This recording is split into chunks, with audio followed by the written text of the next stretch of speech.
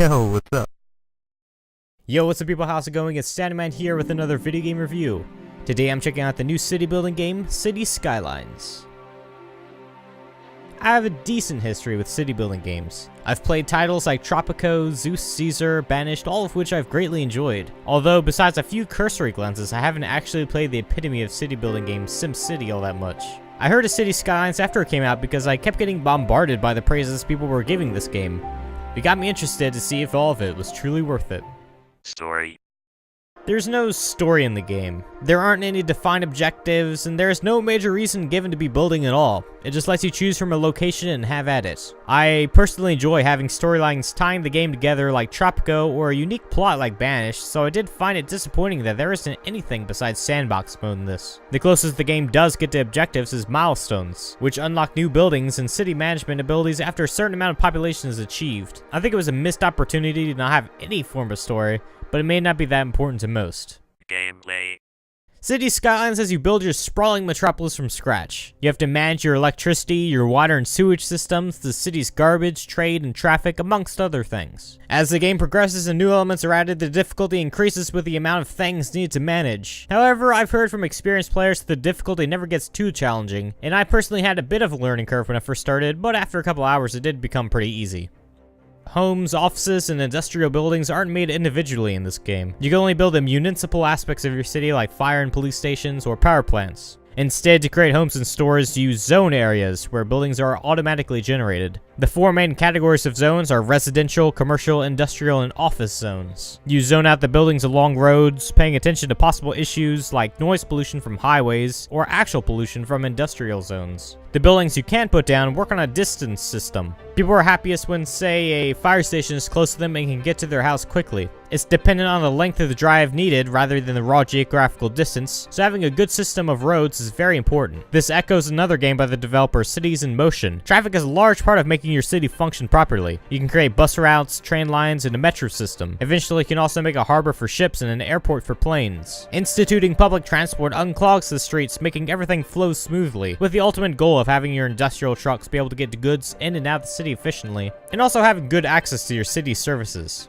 A great feature of this game is the ability to mod it. There's already a huge amount of custom buildings for the game that's available in the Steam Workshop. There are also other mods which enable you to do things like edit your own maps, which is provided with the game. There are a few tiny things that annoy me in this though. You never get all your money back from buildings and roads, which is fine after they've been there for a while, but the value decreases instantly after you put it down. For example, I'm trying to make a complicated roundabout from scratch. I put my first part of the loop down, but I accidentally misclicked. There's no undo function in the game, so the only thing I can do is bulldoze it, and now I have less money. You can relocate buildings if you misplace those, but that also costs money to do. It's also disappointing that even though there's a huge emphasis on traffic, you can't choose whether an intersection should be a four-way stop, have traffic lights, or if cars should just yield. When I was trying to make that roundabout, the game was insistent on having lights and treating it as an intersection, which is what I was trying to avoid in the first place. The lack of disasters is another thing that would be great if it was put into this game. City management is fun and all, but nothing can really go wrong if you set up everything properly. Even if you don't set up things properly, you'll usually have a ton of money eventually. There's not really a way to lose in this game, just annoyances that your design will cause you to quit. Having a stock market crash or a tsunami will help make things fresh in the later stages of the game. City Skylines has all the elements that you would expect from a city building game. They're implemented flawlessly and you can understand the value of each. However, while not missing any major parts, the game would feel better if a few minor tweaks are made here and there and some extra features would be added. Graphics and sound. City Skylines runs fine on my 660 Ti. The graphics and user interface look clean and polished, and it's good for what atmosphere they were trying to achieve. The music as well sounds nicely produced, and it reminds me of other sim games. Again, the only tiny issues I have is that the graphics are very standard, and I wish when I zoomed in on my people they were a bit more detailed. However, there's not much to complain about with the graphics in this game. Conclusion. City Skylines is a great entry into the city building genre. It's good for newcomers who want to be introduced to the game type because it's nice and polished while being uninhibited by a story. It's also good for experienced players with its flawless design and implementation of the game's elements. Of course, the lack of a story is disappointing for casual players, and the difficulty may be rather on the easy side for experienced players, but overall this is a good game in the genre. If you're interested in city building games, this should be one of the first you look at to see a prime example of what is offered today. However, I personally didn't like the game being completely sandbox-based and bare bones. I got pretty bored of it quickly without the need to accomplish any objectives and not having any disasters to shake things up. I could tell it's a really good game, a city building game games go, but it's not the best game for me as someone who isn't super interested in a pure sandbox-based city management game, and that's what the score reflects. If you're totally into the idea of creating a perfect city and don't care that there's not a story, your score will probably be higher than mine. But I enjoyed playing the game, even if it did leave me wanting just a little bit more.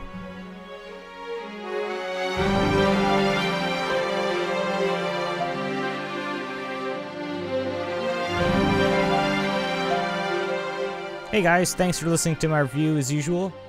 This was a sort of a difficult game to review since there's not really much to say about it. It's a nice casual, easy game to play, so I had fun playing it, even though it did kind of bore me towards the end. But yeah, if you're really into this kind of stuff, then you should pick it up because it's pretty much the epitome of. I haven't played SimCity, but from what I heard, the most recent one hasn't been really too amazing. Especially with all the DRM stuff, which I think they fixed. I'm not sure. I don't even know. But yeah. Thanks for listening. If you want to have more, I'm releasing one every week, usually on Monday. I think I might release this one early since I did finish it pretty quickly.